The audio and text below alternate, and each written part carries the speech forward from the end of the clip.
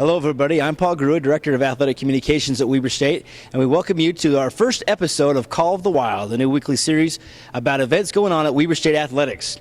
This past weekend, the seasons began for most teams at Weber State. The Wildcat football team opened the season at Oregon State against the Pac-12 team, the Beavers. Wildcats fell in that game 26-7. Josh Burton was the star of the game for the defense as he had an interception return for an 8-yard touchdown and also led the Wildcats in tackles with 10 on the season. The Wildcat soccer team split a pair of games last weekend at New Mexico State and UTEP. The Wildcats picked up a win over the Aggies 3-1 and fell to UTEP on Sunday. Wildcats back home for their first game at home this week. Weber State volleyball team had a big weekend, picking up 3 wins at the CEFCU Classic in Peoria, Illinois. Weber State defeated UMass, Bradley, and Manhattan this past week. Megan Thompson was named tournament MVP, had 31 kills in the 3 matches. Tanisha Langston and Tamiris Cavalcanti were also named to the all-tournament team for the Wildcats. Weber State cross-country team opened its season at the BYU Autumn Classic last weekend in Provo and had a great weekend. Wildcat women's team finished second, but Ellie Child was the overall winner at the tournament, and also Jamie Stokes finished second, just a second behind her. Ellie Child was named the Big Sky Conference Athlete of the Week for her performance, setting a course record at the course down in BYU. Jason Kearns led the Wildcat men's team, finishing 11th overall, as the Wildcat men finished in 3rd place.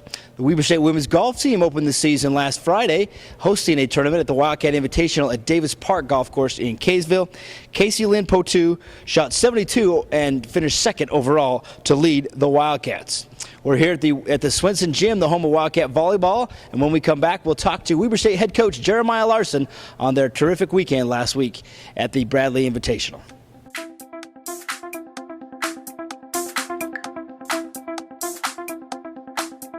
Welcome back, everybody. We're here with Jeremiah Larsen, the head coach of the Weber State volleyball program, and coming off a huge weekend where the Wildcats won 3 matches at a tournament in Bradley and now 3-3 on the season. Coach, how did it feel in your second tournament of the season to go out and pick up 3 wins? It's just kind of a combination of a lot of amazing things that we've been working on this spring and through the spring and through the summer and now the fall. And so it was just kind of reassurance, a little fruit of our labors that we've been doing the right things and doing the right things necessary to gain success to our program. A couple players earned all tournament honors. Megan Thompson was tournament MVP, 31 kills in the 3 matches. Yeah, she was unstoppable. We could just kind of chuck it up to her and let her do her thing. She's been working extremely hard and being in the right shape and to do some things that we're trying to challenge her to do. And she kind of took those by the horns and kind of took care of business this weekend. You mentioned after the match that it seems like the team's having fun playing volleyball. How big is that for this team? I think it's huge. I think in the past they're leaving a lot of the past seasons behind them. And part of what we're trying to do here is understand the process, and volleyball's fun.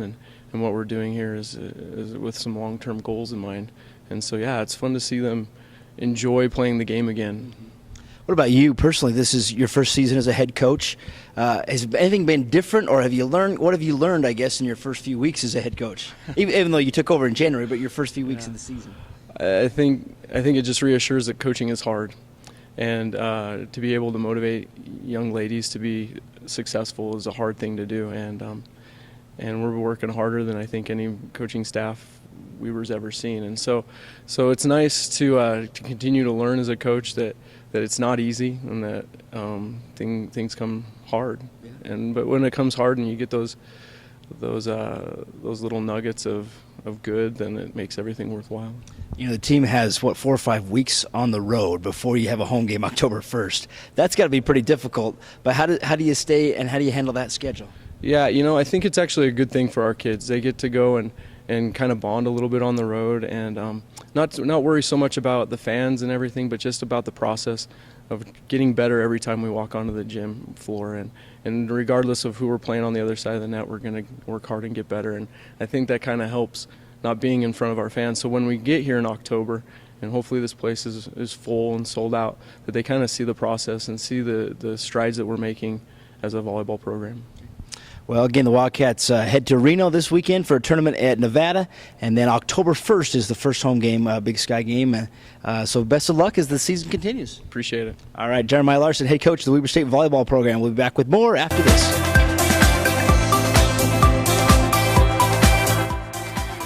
Thanks to Coach Larsen for joining us about the Wildcat volleyball team. Let's take a look at the events coming up this weekend in Wildcat athletics. The Weber State football team hits back on the road this weekend at North Dakota State, the four-time defending national champions. Wildcats and the Bison will play Saturday at 1:30 in Fargo. That game will be aired on ESPN3 and also on 1430 KLO radio. Wildcat soccer team is home this Friday against Colorado College. That game will be 3 o'clock at Wildcat Soccer Field. The team then returns to action on the road on Sunday at Boise State. Weber State volleyball team heads to Reno, Nevada this weekend for 2 matches, one on Friday and one on Saturdays. They take on Miami of Ohio and Nevada. The men's golf team opens its season this next weekend at Air Force Falcon Invitational in Colorado. Women's golf team plays at Hobble Creek Tournament in Springville, and both the men's and the women's tennis teams open their fall season this weekend as well. Well, that'll do it for our first episode of Call of the Wild. Make sure you check out Weber State on Facebook, Instagram, and Twitter, and all the social media, as well as follow us on WeberStateSports.com. Thanks again for joining us on the first episode of Call of the Wild, and go Wildcats.